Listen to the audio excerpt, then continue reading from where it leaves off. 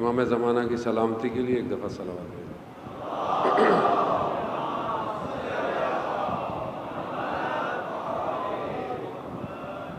لا حول ولا قوة إلا بالله العلي العظيم حسبنا الله ونعم الوكيل نعم المولى ونعم النصير أعوذ بالله من الشيطان الرجيم بسم الله الرحمن الرحيم الحمد لله الذي يؤمن الخائفين وينجي الصالحين ويجزع المستكبرين ويهلك ملوكا ويستخلف آخرين والصلاة والسلام على رسول الثقلين محبوب رب المشرقين والمغربين جد الحسن والحسين نبينا سيدنا أبي القاسم محمد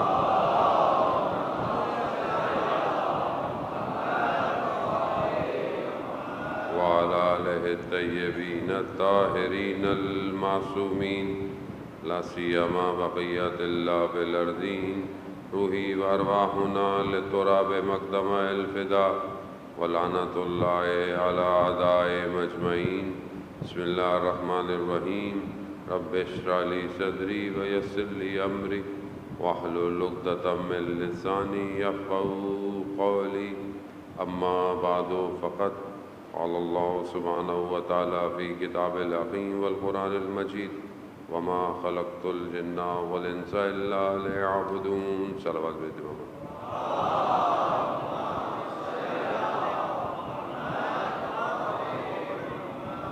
عزیزان محترم، ماہ محرم الحرام کی تیسری گزر گئی اور چوتھی کی شب ہے۔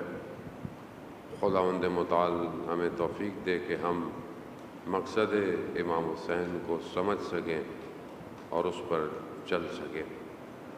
آپ کی خدمت میں 2 دنوں میں عرض کیا کہ انسان اشرف المخلوقات ہے اور اللہ نے اسے اختیار کے ساتھ دنیا میں بھیجا ہے۔ اس کے لیے 1,24,000 نبی بھیجے کہ جنہوں نے اسے زندگی گزارنے کے اصول سکھائے، اور یہی زندگی اس کی اسے قیامت میں کامیابی تک لے کے جا سکتی ہے۔ یہ جو ظاہری زندگی، بعض اوقات ہم دنیا کی مذمت کرتے ہیں، دنیا کی، لیکن دنیا صرف مذمت کے لیے نہیں ہے۔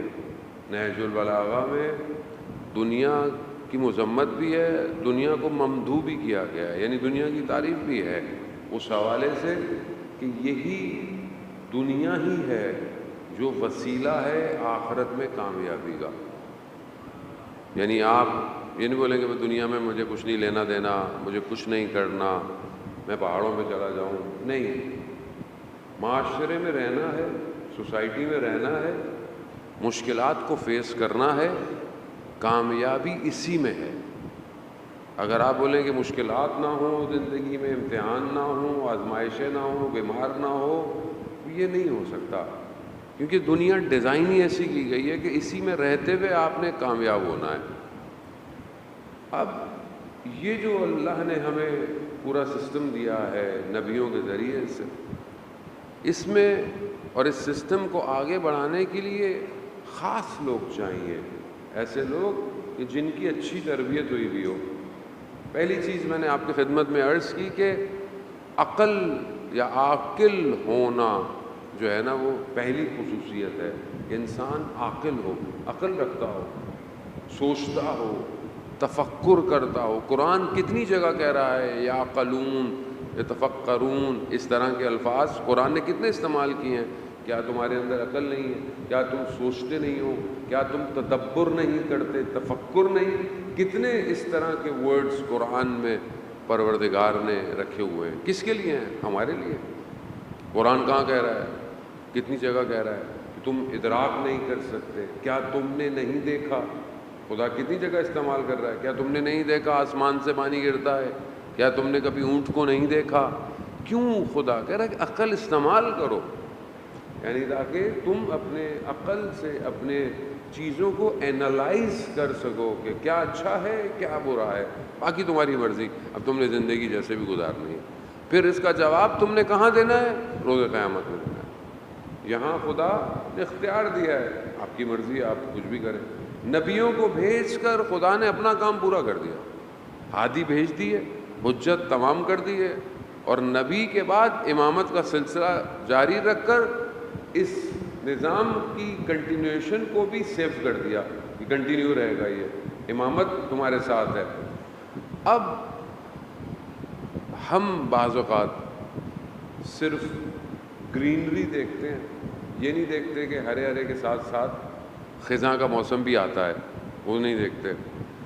ہمیں یہ تو بتا دیا کہ یہ کرنا ہے، لیکن یہ بھی بتانا ضروری ہے کہ وہ کون سی چیزیں ہیں جو رکاوٹ ہیں جو تمہیں یہاں نہیں جانے دے گی، یہ بھی امپورٹنٹ ہے، کیونکہ جب تک یہ دونوں چیزیں آپ کے پاس نہیں ہوں گی آپ کو نہیں پتہ چلے گا۔ مثال کے طور پر آپ کو کوئی مٹھائی کھلا رہا ہے، آپ کو کوئی ٹافی کھلا رہا ہے، اور آپ کو یہ پتہ نہ ہو کہ مثلا یہ نقصان دہ بھی ہو سکتی ہے، صرف اس میں مٹھاس تو نہیں ہے، مٹھاس یا کوئی بھی چیز جو ہے وہ نقصان دہ بھی ہو سکتی ہے، یہ بھی آپ کو پتہ ہونا چاہیے۔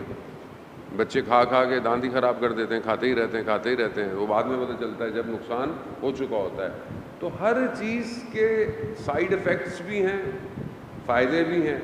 اب یہ جو اسلام بھیجا اللہ نے، ایسا تو نہیں تھا آپ کی مرضی آپ استعمال کرو، آپ عمل کرو، نہیں، کیونکہ اس کے ساتھ ساتھ ایک اور چیز بھی ساتھ ساتھ آئی ہے، اور وہ ہے شیطان، کیونکہ شیطان کا کام ہی صراط مستقیم پر ہے۔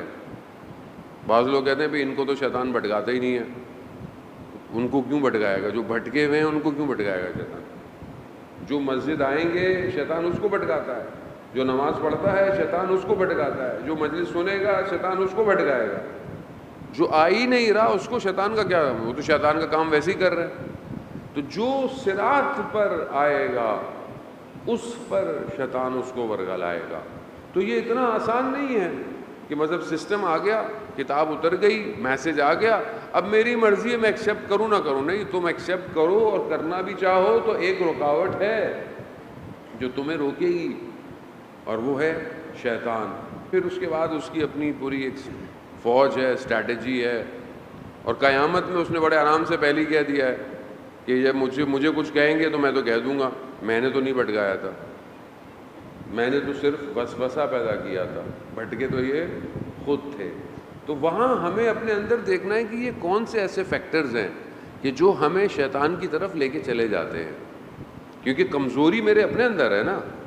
اگر آپ اسٹرانگ ہوں تو آپ کو کوئی جتنا بھی ورغلائے آپ نہیں بھٹکیں گے، لیکن آپ کے اندر ویکنس پائی جائے گی، کمزوری پائی جائے گی، تو آپ بہت جلدی تاثیر لے لیں گے۔ یہ چیزیں خاص طور پر جو بہرحال میں کوشش کروں کہ خدا مجھے مدد کرے کہ میں آپ کے اذہان عالی میں منتقل کر سکوں، یہ چیزیں جب سوسائٹی ڈیزائن ہونی ہے، جب ایک معاشرہ بننا ہے، تو پھر کچھ لوگ خاص ہیں کہ جنہوں نے معاشرے کو ڈیزائن کرنا ہے، اور جب اس معاشرے کو ڈیزائن کرنا ہے تو اس معاشرے کو لے کے چلنا بھی ہے۔ ان تک شیطان پوری طاقت لگاتا ہے کہ اگر یہ کی رول پلے، مثال کے طور پر کوئی کمپنی سمجھ لیں آپ، XYZ کمپنی ہے، کمپنی بہت بڑی ہے، بہت سارے کام ہیں کرتے ہیں، لیکن جو اس کے مین رول ہیں، مین اس کے آدمی ہیں یا ورکر ہیں، اگر اس کو سامنے والی کمپٹیٹر کمپنی خرید لے، مثال کے طور پر بہت ساری کمپنیاں دنیا میں جو کامیاب ہیں اپنے CEO کی وجہ سے ہیں، یعنی ان کی ایک پرسنالٹی ہے، جو CEO ہے یعنی سب سے بڑا آفیسر ہے، اس کے اندر اتنی ایبلٹی ہے، اس کی اتنی PR ہے کہ اس نے کمپنی کو اٹھا دیا۔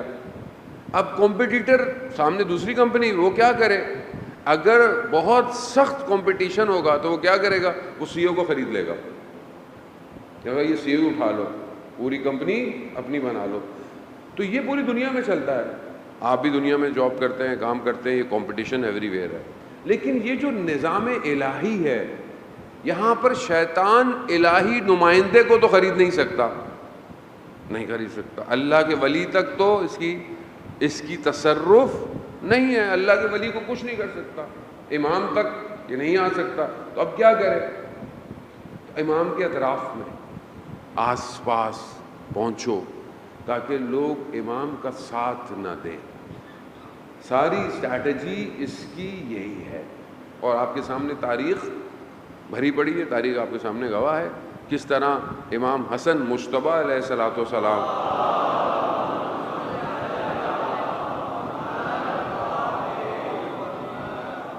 کس طرح امام کو اکیلا چھوڑ دیا، اتنا کہ امام نماز پڑھ رہے ہیں اپنے خیمے میں اور امام کی جہاں نماز تک کو کھینچ لیا گیا. یعنی کیسے یہ جو فیکٹر ہے تاریخ کا، یہ ہمیں زیادہ بتایا نہیں جاتا، اس کے بارے میں گفتگو نہیں کی جاتی ہے. مطلب امام کے بارے میں بتایا جاتا ہے امام مظلوم تھے، امام اکیلے رہ گئے، امام کو گھر والوں نے زہر دے دیا، امام شہید ہو گئے، یہ ہمیں بتایا جاتا ہے. یہ نہیں بتایا جاتا کہ یہ کیا ہوا کہ یہ اتنا بڑا حلقہ احباب امام سے دور ہو گیا. تو یہی امپورٹنٹ ہے. آج ہم جس امام کا انتظار کر رہے ہیں کہ ہم اپنے امام کے لیے ریڈی ہوں، تو آپ کیا سمجھتے ہیں کہ آپ کو آرام سے ریڈی ہونے دیا جائے گا؟ یا جو چیزیں امام کے لیے تیار ہونے کی جگہ ہیں کہ جہاں سے امام کے صحابی یا امام کو فالو کرنے والے لوگ ریڈی ہوں، تو وہاں پہ وہ بولے نہیں نہیں آپ آرام سے ریڈی ہو جائیں، ہمیں کوئی پرابلم نہیں ہے. یہ سوچنے کی ضرورت ہے کہ امام کے ساتھ جن لوگوں نے آنا ہے یا امام کا ساتھ دینا ہے، تو اب دشمن دو وار کرتا ہے، دو طریقے سے.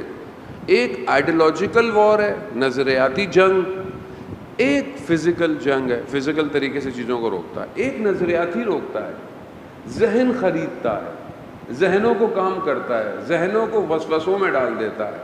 اب یہ جو دشمن کی اسٹریٹجی ہے یہ پرانی ہے، یہ نئی نہیں ہے. شیطان کا کام پروپیگنڈا ہے، شیطان خود نہیں آتا سامنے. جب حضرت ابراہیم نے بتوں کو توڑا تو بتوں کو ایک کو توڑ کر گلے میں ڈال دیا اور پھر چلے گئے، تو خود شیطان خود نہیں آیا، دوسروں کے ذریعے سے کہا دیکھو تمہارے آباء و اجداد اس کی پوجا کرتے تھے، تمہارے آباء و اجداد اس کو مانتے تھے، اس کے ساتھ کیا کر رہا ہے؟ یعنی کریٹ کرتا ہے، حضرت یوسف کے بھائیوں کے ذہنوں میں وسوسے ڈالتا ہے.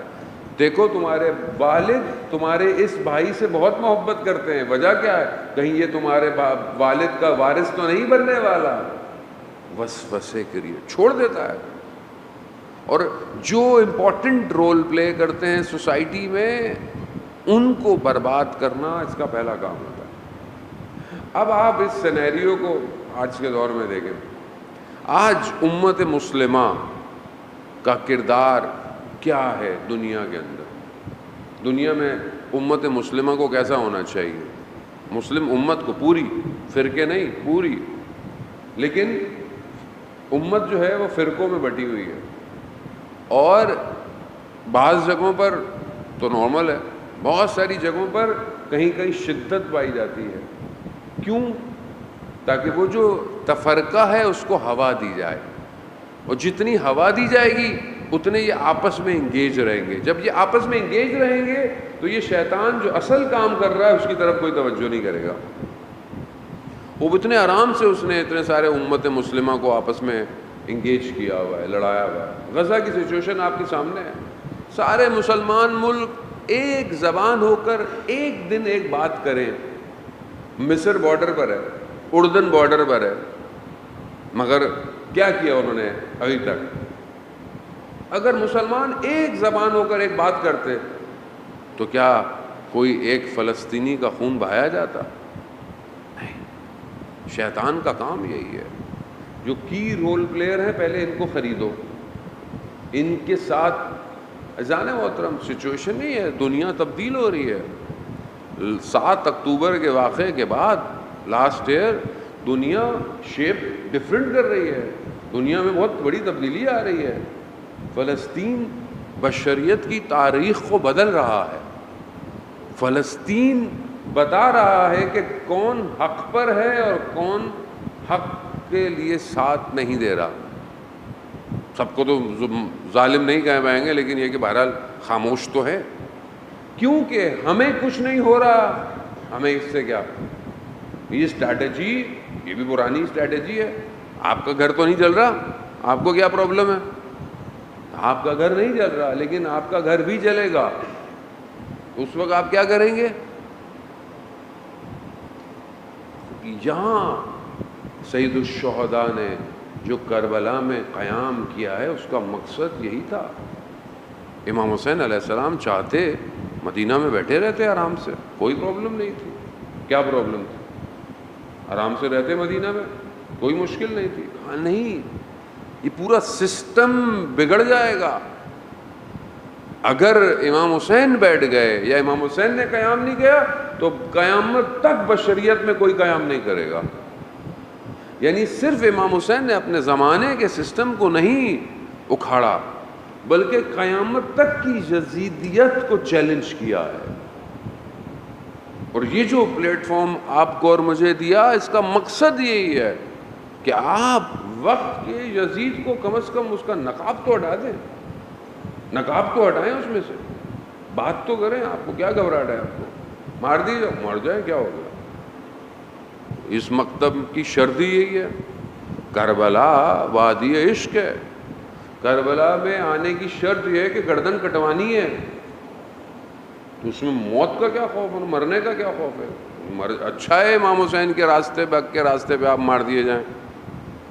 تو یہ جب مفہوم منتقل ہوگا جب امام کی معرفت ہوگی. تو امام کو سمجھنا اذان موت ہے. اس لیے پہلی چیز جو میں نے آپ کی خدمت کی عقل ہے. دشمن کا کام یہ ہے جہاں پر عقلیں روٹیٹ ہوں، کام کریں، وہاں عقلوں کو سلا دو.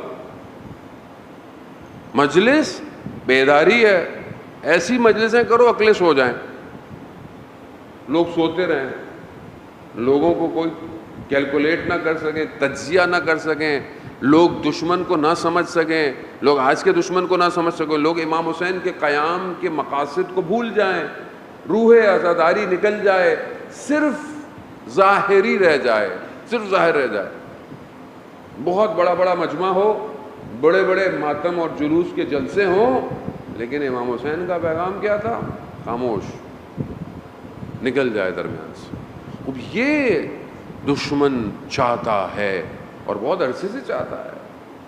لیکن بہرحال یہ امام حسین کا اپنا کرم ہے کہ ان کے خون کے قطروں نے اسلام کی آبیاری کی ہے. تو یہ ہو سکتا ہے میں غافل ہو جاؤں لیکن آپ بھولیں گے نہیں. تو پہلی چیز ہے کہ اپنے عقل. دوسری چیز جو میں نے کل آپ کی خدمت میں عرض کی وہ آزادی ہے. عقل جب صحیح ہو تو انسان آزاد ہوتا ہے. عقل معاوف ہو جائے تو انسان غلام بن جاتا ہے.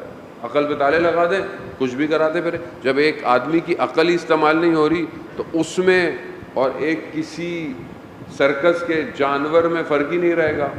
آپ شیر کو، شیر کتنا خطرناک جانور ہے، سرکس میں اس کے ساتھ کیا کراتے ہیں؟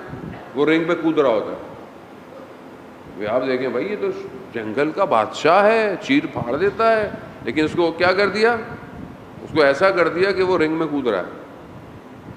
عقل جب انسان کی بھی اسے ختم کر دیا جائے تو پھر اس سے کچھ بھی کرا لیا جا سکتا ہے. اور آج کل جو عقل کو ڈیڈ کرنے کی سچویشن ہے، سب سے امپورٹنٹ چیز میڈیا ہے، سوشل میڈیا. یہ جو ہم یوز کرتے ہیں بہت اچھی چیزیں بھی ہیں لیکن اس میں نیگیٹو چیزیں بھی ہیں. اس کے ذریعے سے، ڈراموں کے ذریعے سے، ٹی وی سیزنز کے ذریعے سے، جتنے بھی پروگرام آپ دیکھتے ہیں، ساری چیزیں اس کے ذریعے سے آہستہ آہستہ عقلوں کو. اب کتنی برائیاں معاشرے میں ہوتی ہیں، اب ہم کچھ کہتے بھی نہیں ہیں. کیوں؟ ہمارے لیے برائی کو نارمل کر دیا گیا ہے. گناہ اب نارمل ہو گیا ہے. مطلب اب کوئی بڑی بات ہے نا، کوئی پہلے کو او فلانا شخص نشے کرتا ہے، او ہو، اب تو نارمل ہے مولانا صاحب، فیشن ہے، فیشن. کیوں؟ میڈیا دکھاتا ہے، بڑے بڑے ایکٹرز، کریکٹرز جس کو آپ پسند کرتے ہیں وہ یہ کام کرتے ہیں. اب آپ سوسائٹی میں جب دیکھتے ہیں تو کہتے ہیں مولانا صاحب یہ تو نارمل ہے، یہ تو ہر کوئی. آپ اسکولوں میں دیکھ لیں، آپ یونیورسٹیز میں دیکھ لیں، مطلب مجھے بڑا افسوس ہوتا ہے، بڑی بڑی یونیورسٹیز ڈرگس کا استعمال کیوں نہیں روکتے لوگ؟ کیونکہ کام ہی کوئی اور لوگ کر رہے ہیں۔ کیوں نسل برباد ہو رہی ہے؟ کیونکہ اس کو خاموش کرنا ہے، اس کی عقل کام کرے۔ دنیا کی یونیورسٹیوں میں، امریکہ میں، میں خود سوئٹزرلینڈ میں تھا، جنیوا میں خود گیا باہر، یونیورسٹیوں میں مسلمان بھی نہیں ہیں، فلسطین کے لیے پروٹیسٹ کر رہے ہیں، اور ہماری یونیورسٹیوں میں ناچ گانے ہو رہے ہیں۔ مسلمان ہیں، انٹرٹینمنٹ سے مجھے کوئی مسئلہ نہیں ہے، آپ انٹرٹینمنٹ کریں، پروگرام کریں، لیکن مثلا آپ کر کیا رہے ہیں؟ دنیا فلسطین کے لیے رو رہی ہے، ٹھیک ہے آپ فلسطین کے لیے نہیں کر سکتے، نہ کرو، آپ اس کے اپوزٹ تو نہیں کرو کم از کم۔ تو کیا ہوا ہے یہ قوم کے ساتھ؟ کیا ہوا ہے یہ اتنے عرصے میں؟ کیا کیا؟ عقل سلا دو، بند، سوچے نہیں ہے، ان کو پتہ نہ چلے یہ کیا کر رہے ہیں۔ کون بیدار کرے گا؟ آزادی تو نہیں ہے یہ، پھر آزادی تو نہیں ہے، یہ تو غلامی ہے، خواہشات کی غلامی، نفس کی لذتوں کی غلامی۔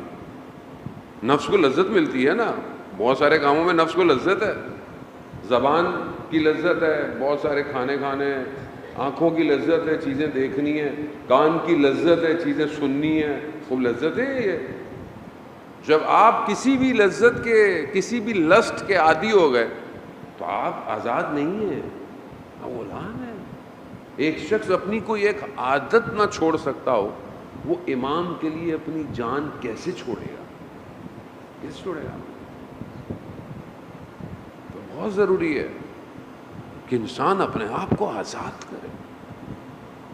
تو کتنے ایسے واقعے اور کتنے ایسے داستان عزیزان محترم، کہ جوان کا واقعہ میں نے آپ کی خدمت میں 3 جگہ مجلس پڑھو تو یہ بھی ایک ہو جاتا ہے کون سا واقعہ کہاں پڑھا تھا۔ ذرا بھی میری غلطی ہے، آپ کی تو اس میں غلطی کوئی نہیں ہے، لیکن آیت اللہ حق شناس بیان کرتے ہیں کہ صبح فجر سے پہلے میں مسجد گیا، لیکن مسجد کی چابی میں نے ایک جوان کو دی ہوئی تھی کہ پہلے کھول دینا۔ کہتے جیسے ہی میں مسجد میں داخل ہوا تو میں نے دیکھا وہ جوان نماز پڑھ رہا ہے لیکن زمین سے بلند پرواز کرتے ہوئے، جوان تھا۔ کہا جب اس کی نماز ختم ہوئی اس کو پتہ چل گیا کہ میں ہوں، تو اس جوان نے مجھے یہی کہا کہ دیکھیں جب تک میں زندہ ہوں یہ بات آپ نے کسی کو بتانی۔ جوان کیسے؟ ایک جوان یعنی پرواز کر رہا ہے، عبادت کر رہا ہے۔ ہمیں تو پتہ بھی نہیں ہے پرواز کہتے کسے، لیکن ہم کم از کم کھڑے تو ہو سکتے ہیں عبادت کے لیے۔ آزاد نہیں ہوں نا، میں آزاد نہیں ہوں۔ میں رات کو دیر سے سوتا ہوں، فجر سے پہلے سو جاتا ہوں، تھوڑی دیر پہلے، ساری رات جاگتا ہوں، ٹی وی دیکھوں گا، میچ دیکھوں گا۔ آج کل تو مجلسیں سن رہے ہوں گے ماشاءاللہ ساری آپ، تو اس کے بعد آذان سحر کا وقت، آپ سوچیں دیکھیں کم از کم کربلا کے ایام میں تو کربلا والوں سے درس لینا، یعنی کربلا میں اتنا کچھ ہونے کے باوجود، اتنا کچھ ہونے کے باوجود امام سجاد علیہ السلام ارشاد فرماتے ہیں، اللہم صلی علی محمد، امام ارشاد فرماتے ہیں کہ ان پوری سختیوں میں، جو سختیاں اسیر بن گئے، نیزوں پہ سر ہیں، لیکن ہماری پھپھی نے تہجد کی نماز نہیں ترک کی۔ تہجد نہیں، ہمیں کیا پرابلم ہے، ہم تو بستر پہ پڑے ہوئے ہیں آرام سے، لیکن نہیں، تو فجر چھوڑ دیتا ہے آدمی، تہجد کون پڑھے گا مولانا صاحب؟ عزیزان محترم، اس کا مطلب کیا ہے؟ اس کا مطلب ہے کہ اسیر ہے، آزاد کریں اپنے آپ کو۔ یہ چیزیں جو آپ کی اور میری عقل کے اوپر پردے ڈال رہی ہیں، یہ ہمیں خدا سے دور کر رہی ہیں۔ ہم خدا کے لیے پیدا ہوئے ہیں، ہم ان لذتوں کے لیے پیدا نہیں ہوئے۔ حلال کھائیں پئیں، گھومیں پھریں، کپڑے اچھے پہنیں، سب کریں، لیکن حلال ہو، جائز ہو۔ ہر وہ چیز جو خدا سے دور کر رہی ہے اسے چھوڑ دیں۔ امام حسین علیہ السلام خدا کے لیے آئے تھے کربلا، لا الہ الا اللہ کے لیے کربلا آئے تھے کہ لوگ دین پہ باقی رہیں. لیکن آج میری زندگی میں دین نہیں ہے تو پھر میں کس امام حسین کو مانتا ہوں؟ عبادت کرنا مشکل تھوڑی ہے، آسان ہے، لیکن اپنے آپ کو آزاد کریں. ایک عاشق کی طرح اپنے معشوق کے دروازہ کھولنے کا انتظار کریں. جیسے ایک عاشق ہوتا ہے نا، اس کو پتا ہوتا ہے کہ معشوق دروازہ کھولے گا، پہلے سے جا کے بیٹھ جاتا ہے. فجر کی اذان سے پہلے مصلی پہ بیٹھے، کتنی بڑی بات ہو کہ پروردگار کہ وقت سے پہلے میں تیرے لیے آیا ہوں، میں تجھے تلاش کر رہا ہوں، میں خود کھو گیا ہوں. پروردگار تو ہی ہے جو مجھے بچائے گا، کوئی اور نہیں ہے. عزیزان محترم، مالک وہی ہے، دنیا کا بھی آخرت کا بھی. یہ زندگی بھی اگر ہم چاہتے ہیں کہ بہتر ہو تو بھی اسی کا دروازہ ہے، اور آخرت بھی چاہتے ہیں بہتر ہو تو بھی اسی کا دروازہ، اور کوئی دروازہ نہیں ہے. دشمن چاہتا یہی ہے، خدا سے دور کر دو. اور اگر ہم خدا سے دور ہو گئے تو پھر امام کا ساتھ کون دے؟ امام تک کون پہنچے گا؟ عزیزان محترم، وہ امام تک پہنچنا امپورٹنٹ ہے. اب یہاں کہ امام حسین علیہ السلام، درود بھیجتے محمد وعلیہ وسلم.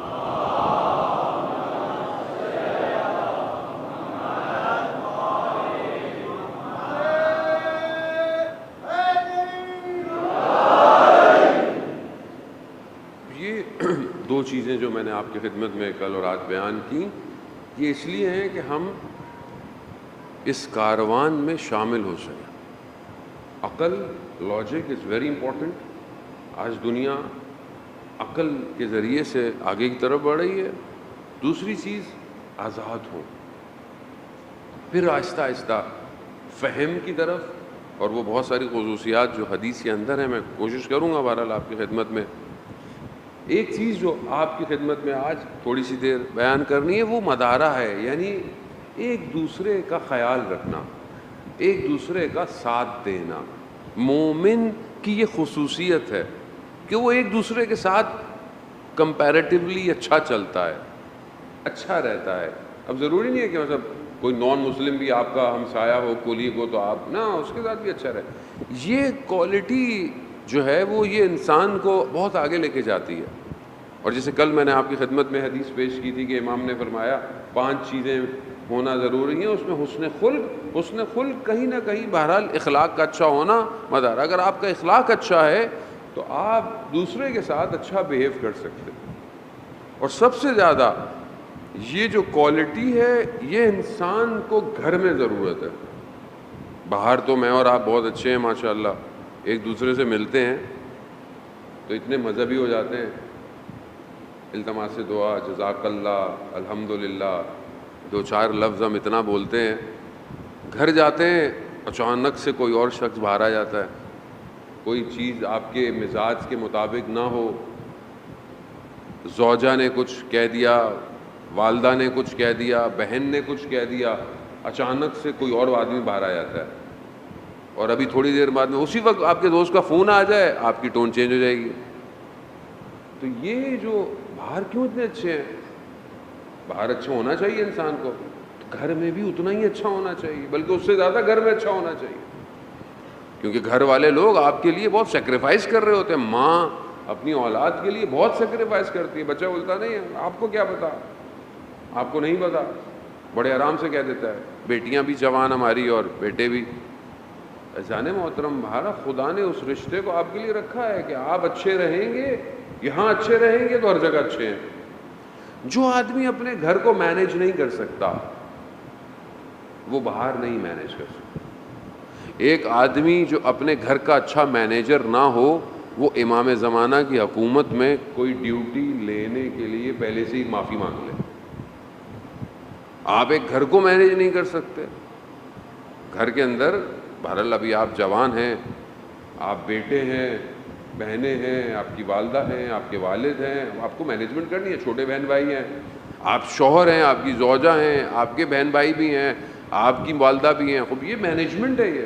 اور اسلام اتنا فوکس کرتا ہے کہ جہاں خاتون اپنے گھر کے اندر اپنے کردار کو سیکریفائز کر رہی ہے، وہاں مرد کو بھی بہت ساری سیکریفائز. مرد کہتا ہے میں تو صبح جاتا ہوں، کام کرتا ہوں، پیسے کماتا ہوں، بچہ بولتا ہے میں پڑھنے جاتا ہوں. وہ احسان تھوڑی ہے کسی کے اوپر، آپ کی ڈیوٹی ہے. الرجال قوامین، مردوں کی ڈیوٹی ہے گھر کو چلانا.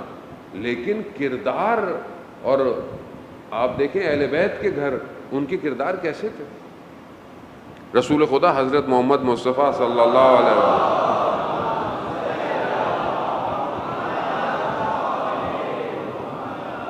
رسول خدا ارشاد فرماتے ہیں کہ تم میں سب سے اچھا وہ ہے جو اپنے گھر میں اچھا ہے، اور پھر فرماتے ہیں میں تم میں سب سے زیادہ بہتر ہوں کیونکہ میں اپنے گھر میں سب سے بہتر ہوں. تو یہ بہت امپورٹنٹ ہے کہ مثلا آپ ایام عزا ہیں، عزاداری ہے، یقیناً آپ دیر سے گھر جائیں گے یا گھر والوں کے ساتھ جائیں، یا مثلا آپ مجلس سننے جا رہے ہیں اپنی مرضی کی، انہوں نے کہیں سننی ہو مجلس، نہیں میں نہیں لے کے جا سکتا، میں تھکا ہوا ہوں یا میرا کوئی لینا دینا نہیں ہے. اکیلے امام حسین تک پہنچیں گے جو امام حسین اپنے پورے گھر کو لے کر آئے تھے. آپ اکیلے کیوں امام حسین تک جانا چاہ رہے ہیں؟ یعنی یہ ایک بہت نارمل روٹین کا حصہ، لیکن یہی ڈسٹرب ہوتا ہے جس کی وجہ سے زندگی ڈسٹرب. سید الشہداء نے پورے گھر کو کربلا لے جا کر بتایا کہ اسلام کی بقا کے لیے اکیلا فرد کافی نہیں ہے، پورا گھر موو کرے گا، پورا گھر چلے گا. کتنے لوگوں نے امام کو کہا، امام کے اپنے بھائی نے کہا کہ آپ ان کو کیوں لے کے جا رہے ہیں. اصل پورا سسٹم تھا، اور یہی سکھایا کہ پورے گھر کو امام کے لیے تیار ہونا ہے. اولاد کو بھی تیار ہونا ہے، باپ کو بھی تیار ہونا ہے، زوجہ کو بھی تیار ہونا ہے، بیٹی کو بھی تیار ہونا ہے، دادا کو بھی تیار ہونا ہے. پورا گھر ماحول ایسا لگے کہ ہم سب امام کے ماننے والے ہیں. اور اس مجلس اور عزاداری کے بعد جب آپ گھر جاتے ہیں تو آپ کے گھر کے اندر گفتگو امام حسین کی ہونی چاہیے. ان دنوں کے اندر کو لگے تو صحیح کہ ہاں ہم پورا گھرانہ اس عزا میں شامل ہیں. گفتگو بے شک چند دن ہیں، آپ اپنی گفتگوؤں کو مولڈ کر لیں، ٹاپک چینج کر لیں، کتابیں لے کے جائیں. گھروں کے اندر بک سٹال بھی لگے ہوئے ہیں، بہت ساری جگہوں پر ہیں. کچھ کتابیں خرید لیں، کچھ مقتل خرید لیں، اوریجنل مقتل خود پڑھیں. اوریجنل مصائب کیا تھے، تھوڑی سی ہسٹری کیا تھی، کچھ کردار کیا تھے. مجلس میں دیکھیں آپ کو بہت کچھ تو نہیں مل سکتا، مجلس میں تو ٹوٹی چیزیں ملیں گی، اور ہمیں تو ویسے بھی کچھ نہیں آتا کہ ہم آپ کو دیں اتنا زیادہ. تو آپ کو خود چاہیے کہ گھر کا تھوڑا سا ماحول تھوڑا کریٹ کریں تاکہ یہ پورا گھرانہ کربلا پہنچ سکے. اور یہی ضرورت ہے عزیزان محترم، یعنی اپنے آپ کو، یہ مومن کی صفت ہے. اور سب کے ساتھ اب آپ عزاداری کر رہے ہیں، آپ کے ہمسائے میں کوئی دوسرا فرقے کے لوگ رہتے ہیں اور آپ نے اونچی آواز میں نوحے چلائے ہوئے ہیں، تو یہ مناسب نہیں ہے. آپ نے سبیل لگائی ہوئی ہے، کچھ گھنٹے کی ہونی چاہیے. آپ نے سبیل لگائی ہے پورے 12 گھنٹے 24 گھنٹے، اس میں جو ہے وہ فل اونچی آواز میں نوحے چل رہے ہیں، نہ آپ کو سمجھ میں آ رہے ہیں نوحے، نہ کسی اور کو سمجھ میں آ رہا. تو یہ مدارہ کرنا، اس سے بہتر جو کر سکتے ہیں، بہتر یہ ہے کہ آپ انفارمیشن ڈسٹریبیوٹ کریں، آپ پمفلٹ ڈسٹریبیوٹ کریں نان مسلمز کو، دوسرے فرقے کے لوگوں کو پانی پلائیں. تو ساتھ میں کوئی چیز ڈیزائن کر لیں، QR کوڈ بنا لیں اس کے اوپر کہ امام حسین کیا تھے. جیسے امام حسین کی آرگنائزیشن ہے ہوز حسین، انہوں نے کیا ہوتا. یعنی کچھ پروڈکٹیوٹی کریں، کوئی ایسا کام کریں کہ معاشرے میں لوگ آپ کو دیکھ کر خوش ہوں. ویسے ہی ہم پورے شہر کے راستے بند کر دیتے ہیں، لوگ ہم سے پریشان ہیں. لیکن کوئی اور کام تو ایسا کریں کہ یہ پیغام ان تک جائے. یہ کوالٹی ہے مومن کی عزیزان محترم. یہ صفت مدارہ کرنا، گڈ بیہیو کرنا، یہ ضروری ہے. آپ دیکھیں سید الشہداء جب کارواں روکا دشمن کے ساتھ ایک مقابلے میں، تو امام کے پاس پانی تھا، امام کے پاس اتنا پانی تھا، امام نے پورے اس لشکر کو پانی بھی پلایا، ان کے جانوروں کو بھی پانی پلایا. ہم امام حسین کے ماننے والے ہیں. تو یہ چیز بہت امپورٹنٹ ہے کہ ہم اس کو آگے بڑھیں. وقت بہت تیزی سے آگے کی طرف جو ہے وہ نکل گیا. عزیزان محترم خدا توفیق دے کہ بہرحال ہم آہستہ آہستہ اپنی چھوٹی چھوٹی چیزوں کو بہتر کرتے ہوئے امام کے اس کاروان میں شامل ہوں، کیونکہ یہ کاروان اس دنیا میں ختم نہیں ہوتا، یہ کارواں آخرت کے سفر کو بھی لے کے جائے گا. یہی کیونکہ سید الشہداء صرف اس دنیا کے امام نہیں تھے بلکہ پوری کائنات کے امام تھے، اور یہیں سے امام ہمیں اس عالم میں لے کے جائیں گے۔ ہمیں اندازہ نہیں ہے ابھی کہ ہم کس کے لیے گریہ کرنے آئے۔ انبیاؤں نے گریہ کیا ہے، کس طریقے سے جو ہے وہ سید الشہداء کے لیے خود رسول خدا صلی اللہ علیہ وآلہ وسلم اللہم صلی علی محمد۔ ایک سامرا کا یا بصرہ کا واقعہ ہے، ایک وبا پھیل گئی اور لوگ مرتے جا رہے تھے۔ تو زمانے میں ایک مجتہد تھے، انہوں نے آیت اللہ شیرازی ایک اور مجتہد تھے، ان سے کہا کہ آپ مجھے عادل مانتے ہیں؟ کہا ہاں۔ آپ مجھے مجتہد مانتے ہیں؟ کہا اس میں کہنے کی نہیں، کہا مانتے ہیں؟ کہا ہاں۔ کہا میں حکم دیتا ہوں کہ فلانی زیارت تمام شیعوں سے کہہ دو کہ پڑھا کریں۔ کہا کیوں؟ بس یہ پڑھیں تاکہ وہ اس وبا سے بچ سکیں، اور بہرحال ان کا حکم تھا، اور کہتے ہیں لوگوں نے پڑھا اور وہ سب اس وبا میں بچ گئے۔ صرف زیارت کون سی؟ ایک زیارت، امام حسین کی زیارت۔ یہ ظاہری شفا ہے۔ آپ اور میں جاتے رہتے ہیں، خدا ہمیں دوبارہ کربلا کی زیارت نصیب فرمائے۔ کتنے لوگ جاتے ہیں حضرت عباس کے روزے میں، امام حسین کے، شفا لے کے آتے ہیں۔ یہ ظاہری شفا ہے۔ ظاہری شفا بھی ٹھیک ہے، لیکن اصل شفا باطنی ہے۔ باطن صاف ہو جائے، بدن کے ٹکڑے ہو جائیں، مسئلہ نہیں ہے، مگر یہ روح امام کی طرف جانی چاہیے۔ آپ دیکھیں کہ کیسے کیسے امام کے صحابی ہیں۔ جب امام نے خط لکھا، اور کئی لوگوں کو خط لکھا، کئی لوگ آئے، کئی لوگ نہیں آئے۔ ایک خط امام کا کوفہ پہنچا، کوفہ میں حبیب ابن مظاہر کی خدمت میں پہنچا۔ حبیب امام حسین کے بچپن کے دوست تھے۔ امام کا خط کا جو ٹیکسٹ تھا اس کا مفہوم یہی تھا۔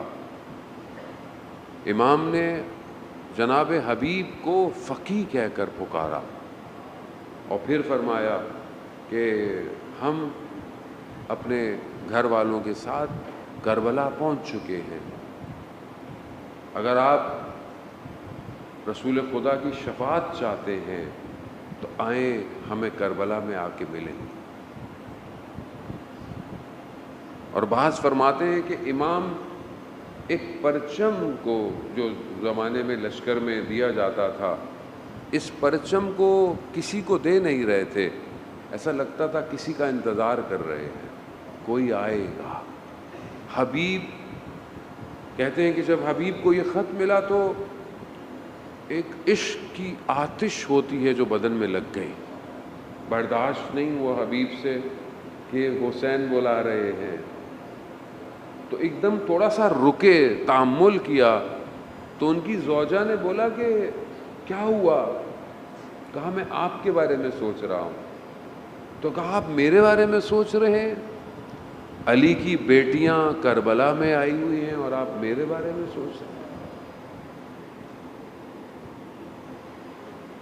اسے کہتے ہیں پورا گھر کربلا کے لیے ہونا، پورا۔ حبیب نکلے، کہتے ہیں حبیب بازار گئے کوفہ کے، تو مسلم نے اوسجہ کو دیکھا، مسلم کو دیکھا، پوچھا مسلم کیا کر رہے ہیں؟ کہا خضاب لینے آیا ہوں۔ کہا مسلم حسین ابن علی کربلا پہنچ گئے ہیں، ایسا خضاب لگے گا جو قیامت تک یاد رکھا جائے گا۔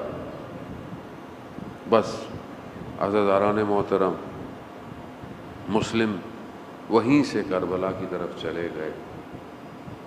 حبیب ابن مظاہر نے اپنے غلام کو کہا میری سواری شہر سے باہر لے جانا، شہر میں پہرے ہیں، سختی ہے نکلنے میں۔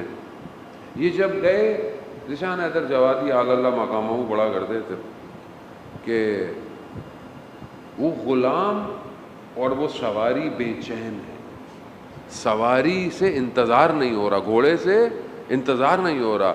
غلام کیا کہہ رہا ہے کہ کہہ رہا ہے کہ تم پریشان مت ہو، اگر آقا نہیں آئے تو میں چلوں گا کربلا۔ عجیب، عجب عشق کی آتش ہے، جسے مل جائے اس کے نصیب، جسے حسین بلا لے وہ خود کیا ہوگا، جسے امام حسین خود بلا رہے ہوں، خط دے کے بلا رہے ہوں، حبیب آؤ۔ اللہ اکبر، کاش کوئی خط امام زمانہ کا ہمارے پاس بھی آئے۔ اس قابل تو نہیں ہے یا امام زمانہ، لیکن آپ کے جد کے عزادار تو ہیں، اعمال اچھے نہیں ہیں، خطا کار ہیں، مگر الاجل تو مولا کہتے ہیں کاش کوئی نامہ آپ کا ہمارے پاس بھی آئے، کہیں لکھا ہو اے میرے چاہنے والے میں تمہارے انتظار میں ہوں۔ کیسا تڑپیں گے آپ اور میں کہ امام زمانہ نے مجھے بلایا ہے۔ جان محترم، امام زمانہ ہم سب کا اسی طرح انتظار کر رہے ہیں جیسے امام حسین حبیب کا انتظار کر رہے تھے کہ میرے چاہنے والے میرے لیے اپنے آپ کو آزاد کریں گے، میرے پاس حبیب کہتے ہیں کہ عجیب سواری تھی، کبھی حبیب سوار ہیں غلام بھاگ رہا ہے، کبھی غلام سوار ہیں اور حبیب بھاگ رہے ہیں۔ جب پہنچے تو ایک عجیب خوشی بھی، البتہ سخت دن تھے، لیکن امام حسین کے کاروان میں خوشی آئی، کیوں کہ کوئی آیا ہے۔ ادھر دشمن کے لشکر میں تو لوگ آ رہے تھے، ادھر تو امام حسین کی غربت تھی، کوئی آ ہی نہیں رہا تھا۔ جب ادھر کوئی آیا تو بڑی خوشی ہوئی کہ چلے حبیب آئے ہیں، حبیب آئے ہیں۔ جب یہ آواز خیموں میں پہنچی تو بی بی زینب نے فرمایا جناب فضہ سے کہ یہ کیسی آوازیں ہیں؟ وہ گئیں اور واپس آئیں، بتاتی ہیں کہ شہزادی حبیب آئے ہیں۔ حبیب کا سننا تھا، بی بی جانتی تھی کہ میرا بھائی حبیب کا کتنا انتظار کر رہا ہے۔ بی بی نے کہا جائیے حبیب کو میرا سلام دیجیے۔ بس جیسے ہی حبیب تک یہ بات پہنچی، حبیب کربلا کی خاک پہ بیٹھ گئے۔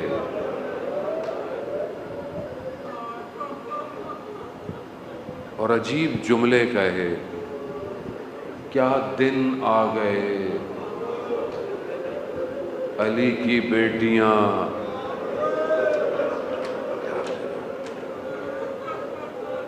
حبیب محترم ہیں، حبیب صحابی ہیں، بزرگ ہیں، لیکن بہرحال وہ تو ان کے مرتبے کو جانتے ہیں نا، کیونکہ کیا دن آ گئے۔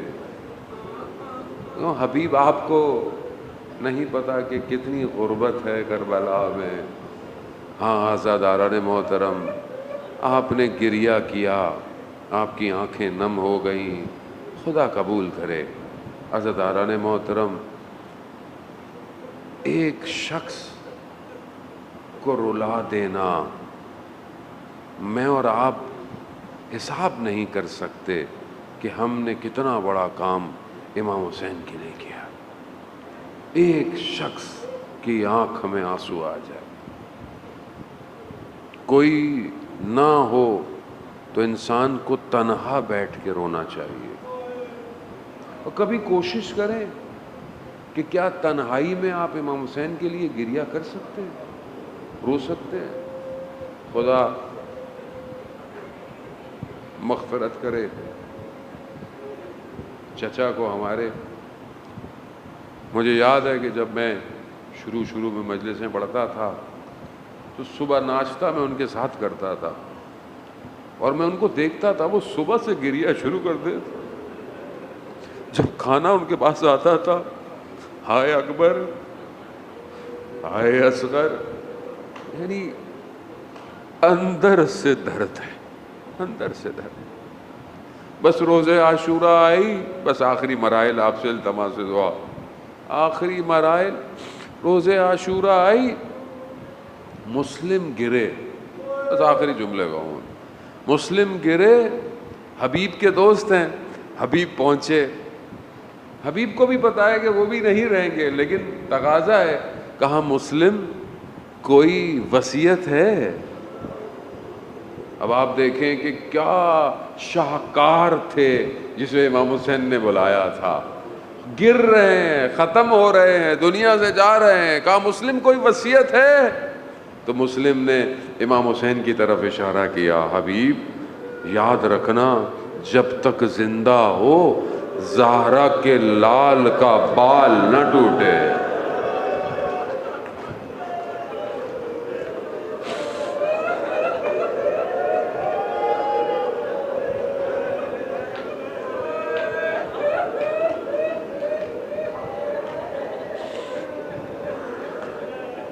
حبیب جب تک زندہ ہو، اور حبیب نے بھی یہی کیا، جب تک زندہ رہے حسین کو کچھ ہونے نہ دیا۔ ہاں حبیب جب کوئی نہیں رہے گا تب زہرا کا لال تنہا رہ جائے گا، اور پھر وہ پکارے گا آئینہ آئینہ۔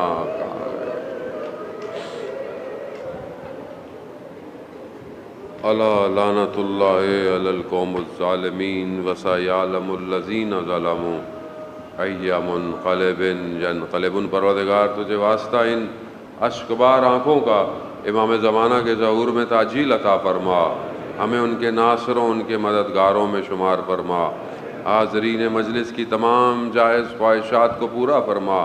بہت سارے لوگوں نے التماس دعا کی ہے، صحت کے لیے بھی ابھی مجھے کچھ لوگوں نے کہا ہے، پروردگار تمام مریضوں کو شفاء کاملہ اور عاجلہ عطا فرما۔